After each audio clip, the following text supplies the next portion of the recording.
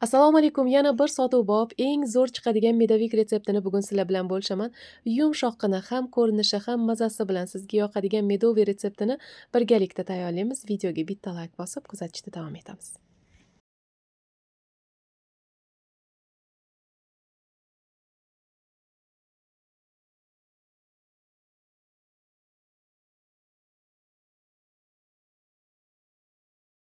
Gazga qo'yadigan chuqur idishga asalni solib eritib olamiz. Mendagi quyuqroq asal.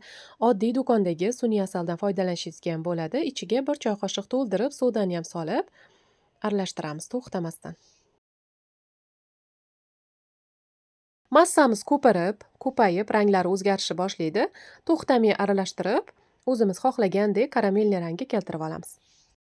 Agar medavigingiz rangi ochiqroq rangda bo'lishini xohlasangiz, xuddi shunaqa rangga kelgandan keyin olovni o'chirasiz yoki menikidagi to'qroq rangda bo'lishini xohlasangiz, xuddi shunaqa to'q karamel rangga kelgandan keyin olovni o'chiramiz. Olovni o'chirdim, ehtiyot bo'lamiz, asalni kuydirib qo'ymaymiz, bo'lmasa medavigimizdan taxir maza kelib turadi, asalni kuygan ta'mi kelib turadi. Shuning uchun o'zimizga kerakli rangi kelganidan keyin olovni o'chirib, ichiga sariyog' yoki margarinimizni solib, asalni issiqligi bilan eritib olamiz. Bu yoqda alohida idishda 6 ta tuxumni oq sarig'i bilan idishga chaqib olamiz. Ichiga 300 gramm shakarni o'lchab solib, mikseri past skorsidan boshlab sekin-sekin ko'tarib, ko'pirtirishni boshlaymiz.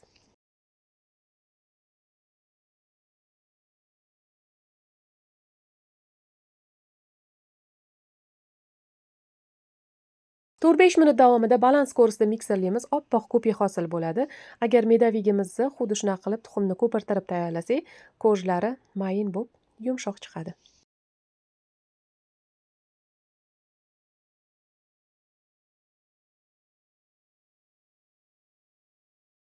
Endi bu yog'iga mikser kerak bo'lmaydi.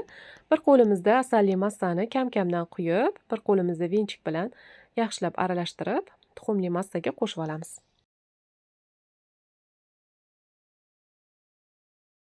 Ranglari xuddi shunaqa chiroyli karamelli rangda bo'ladi. Endi elangan unni kam-kamdan solib, vinchik yordamida aralashtiramiz. Bir osh qoshiq to'ldirib, razrxlitelni ham solib aralashtiramiz.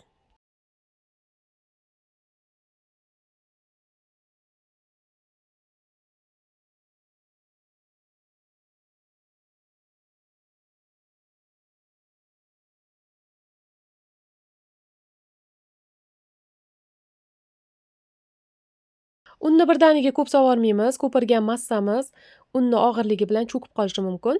Shuning uchun 3 ga bo'lib soldim. Hozir video davomida qancha un ishlatganimni aytib o'taman.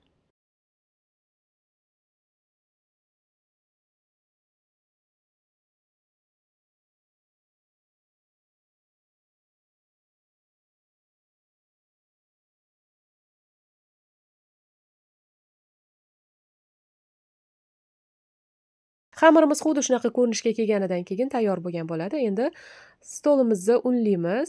Xamirni stolga olib, mushlab olamiz. Menda hammasi bo'lib 1 kilo un sarflandi. 900 gramm xamirga ishlatdim. 100 grammini stolga sepib, mana xamirni ustini ham unlab olib, yaxshilab mushlab olamiz.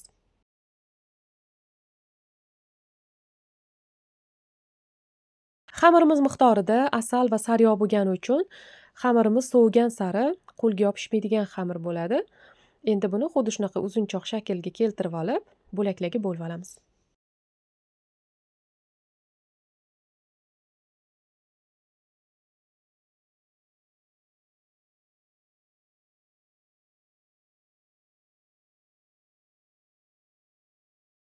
O'nta bo'lakka bo'lib olamiz. Bo'laklardan zuvolachalar yasab olamiz. Iloji boricha bir xil olishga harakat qilamiz. Zuvolachalarimizni shunda ko'zlarimiz bir xil chiqadi.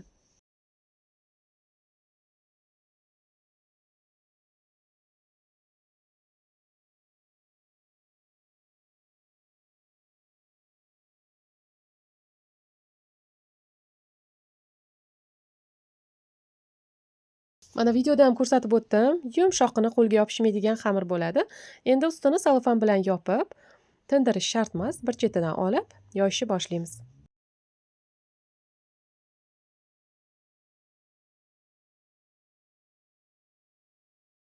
Xamirni pergamen qog'oz ustiga qo'yib yoysak, pishgandan keyin ajratib olishimiz ham oson bo'ladi.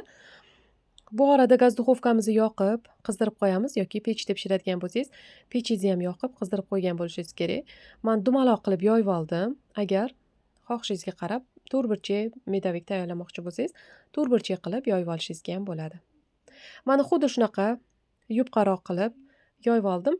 Xamirimni diametri 26 santimetr dumaloq qolip yordamida belgilab oldim kattaligini. Endi listga olib pishirishga yuboramiz. Pishirish jarayoni qizigan gaz duxovkasida 180 gradusda 5 minut davomida pishirib olamiz. Undan ko'pga ushanmaymiz, chunki ko'jlarimiz qattiq bo'lib qolishi mumkin. Ko'jlar issiq paytida forma yoki lagan yordamida o'zimizga kerakli kattalikda kesib olamiz. Chetidan ortilgan xamirni ham ko'rsatib o'tdim. Mana yumshoq bo'ladi. Bular haliroq bizga ustiga kukun qilib sepishimizga kerak bo'ladi. Ko'jlarni hammasini xuddi shunaqa qilib pishirib olamiz.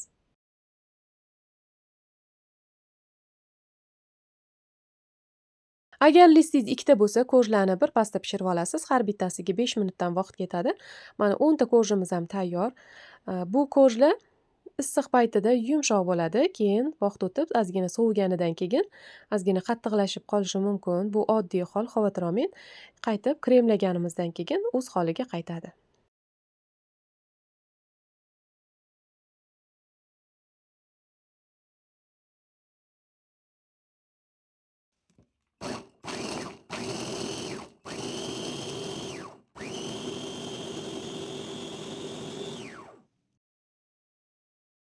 Chetidan ortilgan xamirlarni cho'per yordamida maydalab, xuddi shunaqa kukun holiga keltirib olamiz.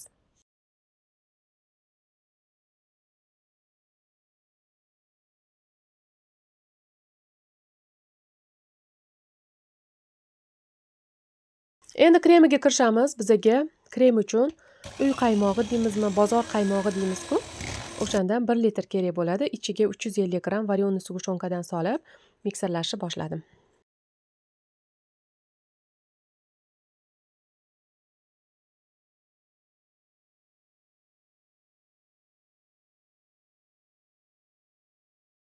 Yetti 8 minut davomida baland skorostda miksirlab, xuddi shunaqa quyuqqina krem holiga kelgunicha miksirlaymiz. Juda ham mazali, me'daga tegmaydigan krem bo'ladi. Xohlagan pirojnilaringizga ishlatishingizga bo'ladi. Bundan oldingi videolarimni ham kuzatgan bo'lsangiz, Spartak retseptimda ham xuddi shunaqa kremdan foydalanganman. Juda ham mazali chiqadi. Kremimiz tayyor. Xuddi shunaqa ko'rinishga keltirib olamiz. Juda ham quyuq ham qilib sababi ko'jlarga kremni singishi qiyin bo'ladi. Suyuq ham qilib ko'jlarning chetlaridan oqib ketishi mumkin. Xuddi shunaqa yumshoqlikda qilib olganimizdan keyin kremni 10 ta bo'lakka bo'lib olishingizga ham bo'ladi. Hamma ko'jlarni orasiga bir xil surilishi uchun yoki 2 osh qoshiqdan to'ldirib, har bitta ko'jga solib tekslab olamiz.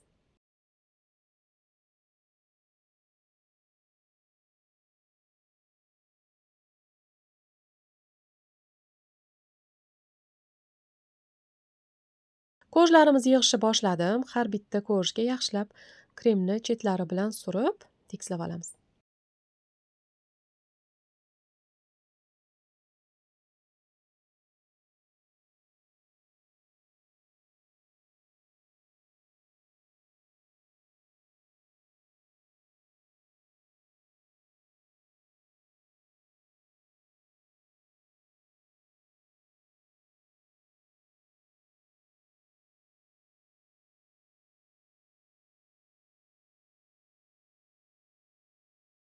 Oxirgi ko'jimizni ham qo'yib, qolgan kremni surib, ustilari, atroflari bilan tekslab olamiz.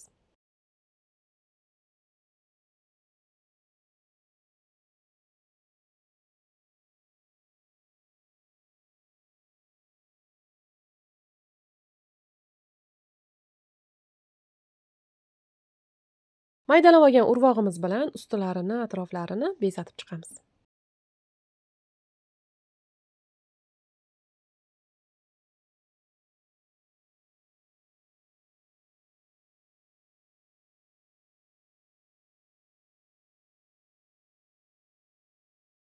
Tayyorlab olgan shirinligimizni 2-3 soatga xolodilnikka qo'yib tursak, ko'zlariga kremlari singib, yanayam yumshoqlashib, mazali bo'lib turadi. Men har doimgidek videoga olganim uchun oralarini ham tezroq kesib ko'rsatishga shoshildim. Tayyorlashim bilan kesib ko'rsatdim. Kesilishiga ham ahamiyat bering. Yumshoqqina mayin medavik bo'ladi. Hozir oralarini ham bo'lib ko'rsataman.